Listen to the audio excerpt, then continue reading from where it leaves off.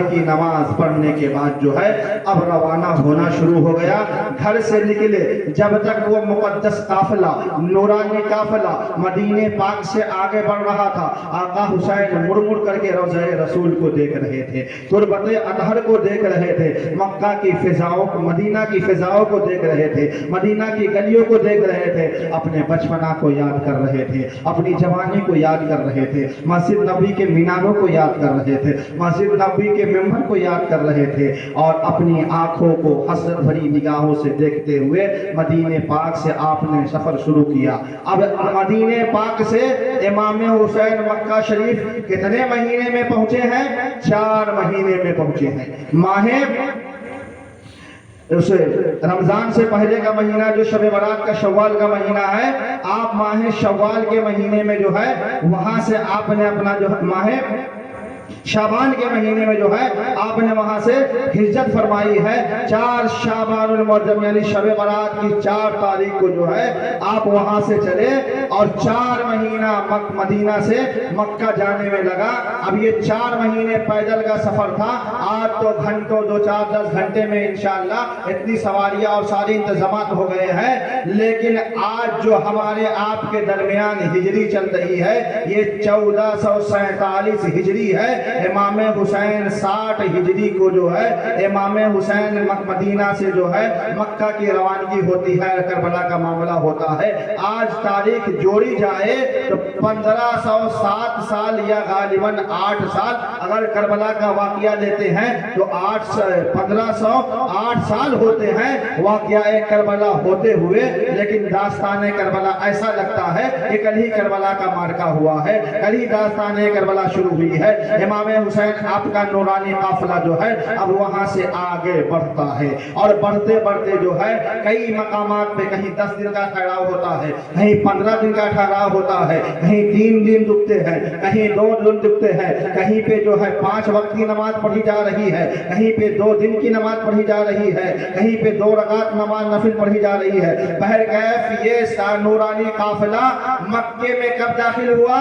صبح صادق کے وقت, فجر کی آذان ہونے والی تھی, اس وقت کس مہینے میں داخل ہوا؟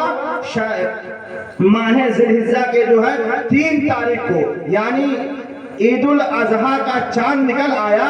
ان قریب پوری دنیا کے لوگ جو ہے ماہ ذی الحجہ میں حج بیت اللہ کے لیے مکہ شریف پہنچنے والے ہیں.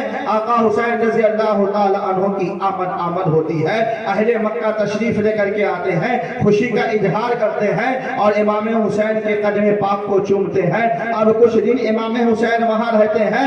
کوفہ والے کو یہ خبر لگ گئی کہ امام حسین مدینہ کو چھوڑ چکے ہیں, مکہ میں جا کے رہنے لگے ہیں. امام حسین جب مکہ میں پہنچے تو آپ سے پہلے عبداللہ ابن زبیر, عبداللہ ابن عمر, عبداللہ ابن ابی بکر اور عبداللہ ابن عباس پہلے سے وہاں پہنچ چکے تھے. سبھی لوگوں نے آپ کا استقبال کیا ہے, آپ کا جو ہے سواگت کیا ہے, خوش آمدید پیش کیا ہے. اہلاً و سہلاً مرحبا. حسین تشریف لے کر کے آ رہے ہیں, حسین ہجرت کر کے آ رہے ہیں. نانا نے مکے سے مدینے کا ہجرت کیا ہے, نواسا نے مدینے سے مکے کا ہجرت کیا ہے. معاملہ صرف ایک ہے, ہجرت کرنے کا انداز الگ الگ ہے. نانا نے بھی دین کو پھیلایا ہے, دین کو بچایا ہے, اور نواسا بھی دین کو بچانے کے لیے صبح قیامت تک آنے والی نسل تک دین کو پہنچانے کے لیے مدینے سے مکہ کے لیے ہجرت فرماتے ہیں. اور 3 جو ہے ذی الحجہ کو امام حسین مکہ میں پہنچ جاتے ہیں. اب خانہ کعبہ میں آپ داخل ہوتے ہیں,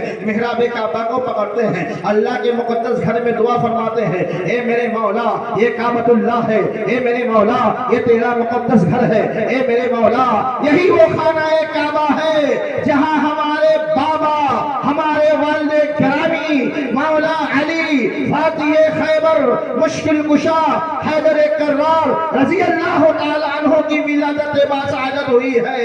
اے رب ذوالجلال یہ تیرا وہ مقدس گھر ہے, یہاں حتیم کعبہ ہے جہاں ابراہیم خلیل اللہ نے تیری بارگاہ میں دعا کی تھی.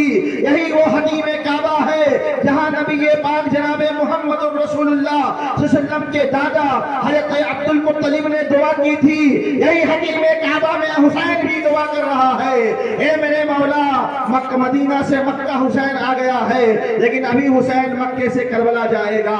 حسین کے لیے جو ہے کربلا جانا ضروری ہے، اس لیے کہ پوری کائنات سے امت رسول جو ہے کعبہ کا طواف کرنے کے لیے آ رہی ہے، حج کرنے کے لیے آ رہی ہے، حج بیت اللہ کرنے کے لیے آ رہی ہے، روضہ رسول کی زیارت کرنے کے لیے آ رہی ہے، مزدلفہ اور مینا جانے کے لیے آ رہی ہے. لیکن حسین جو ہے کعبہ کی حرمت بچانے کے لیے کربلا جانے کو تیار ہے، کعبہ کے تصدق کو بتانے کے لیے کربلا جانے کے لیے تیار ہے، کعبہ کی عظمت کو بچانے کے لیے حسین کربلا جانے کے لیے تیار ہے.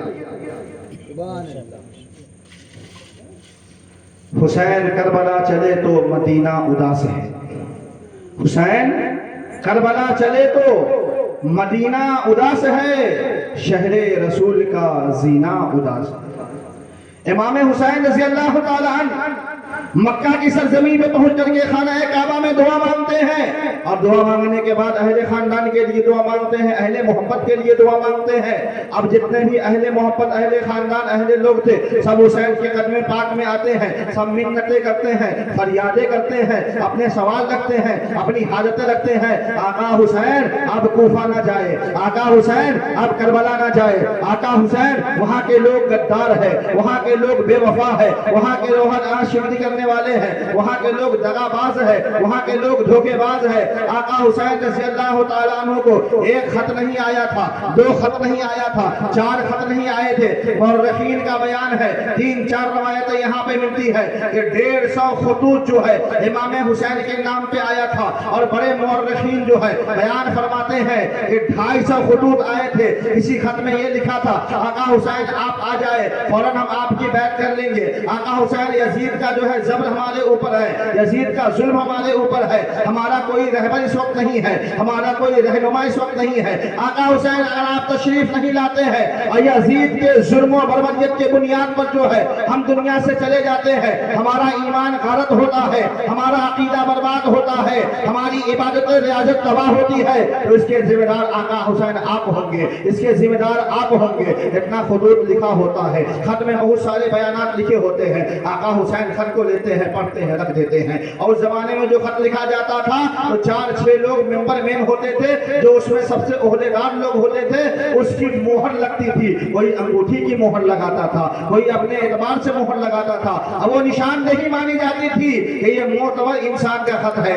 آج مان لیجئے کوئی چیف منسٹر ہے، کوئی راج منسٹر ہے، کوئی پرائم منسٹر ہے. اسی طرح جو ہے اس زمانے میں گورنر ہوا کرتے تھے. کوئی والی مدینہ ہے، کوئی جو ہے والی بصرہ ہے، کوئی والی کوفہ ہے. سب اپنے اپنے دور کے جو ہے ایک گورنر مانے جاتے تھے. اب مکہ میں جب آپ پہنچے، مدینہ کے گورنر تو ولید تھا، لیکن مکہ میں جب آپ پہنچے تو مکہ کا گورنر جو ہے ابو سعید تھا، وہ بھی محب اہل بیت تھا. ان کے پاس جب یہ خبر نامہ یزید کا آیا کہ ہمیں معلوم ہوا ہے کہ حسین ابن علی حیدر جو ہے مدینہ چھوڑ کر کے مکہ پہنچ گئے ہیں، اسے فوراً گرفتار کیا جائے اور اسے یزید کا حکم نامہ سنا دیا جائے اور اس سے یہ کہا جائے کہ حسین یزید کی بیعت کر لو ورنہ لڑنے کے لیے تیار ہو جاؤ. امام حسین رضی اللہ تعالی عنہ کو جو ہے یزید کے جو ہے وہ خط پیش کیا گیا اور یزید کی ساری بات بتائی گئی. امام حسین رضی اللہ تعالی عنہ کا نورانی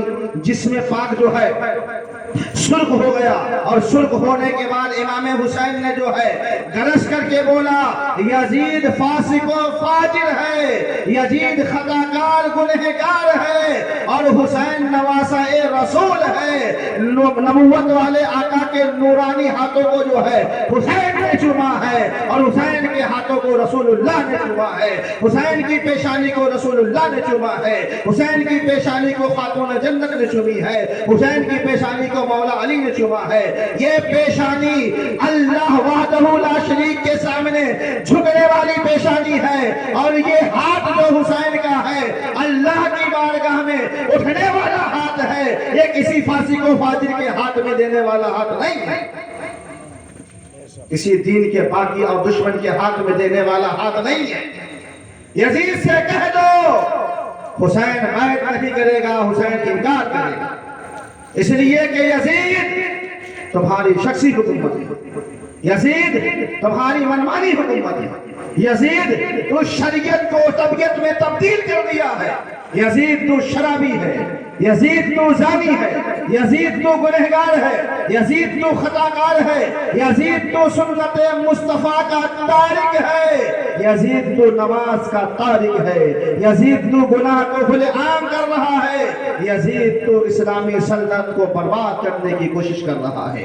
جب اتنا آقا حسین نے جواب دیا تو آقا حسین رضی اللہ تعالی عنہ کے مشیروں نے، ساتھیوں نے، جانثاروں نے، محب حسین نے کہا آقا حسین آپ مکے میں ٹھہر جائے، ہم لوگ وعدہ کرتے ہیں جب تک ہم لوگوں کی جان میں جان باقی ہے، ہم لوگوں کی سانسیں باقی ہے، ہم وعدہ کرتے ہیں کہ کوئی بھی آنکھیں اٹھا کر اگر آپ کے جانب دیکھے گا ہم اس کی آنکھ نکال لیں گے۔ کون کہہ رہے ہیں؟ عبداللہ ابن زبیر کہہ رہے ہیں، عبداللہ ابن عمر کہہ رہے ہیں، عبداللہ ابن عباس کہہ رہے ہیں، عبداللہ ابن ابی بکر کہہ رہے ہیں، اہل مکہ کہہ رہے ہیں۔ آقا حسین نے کہا نہیں،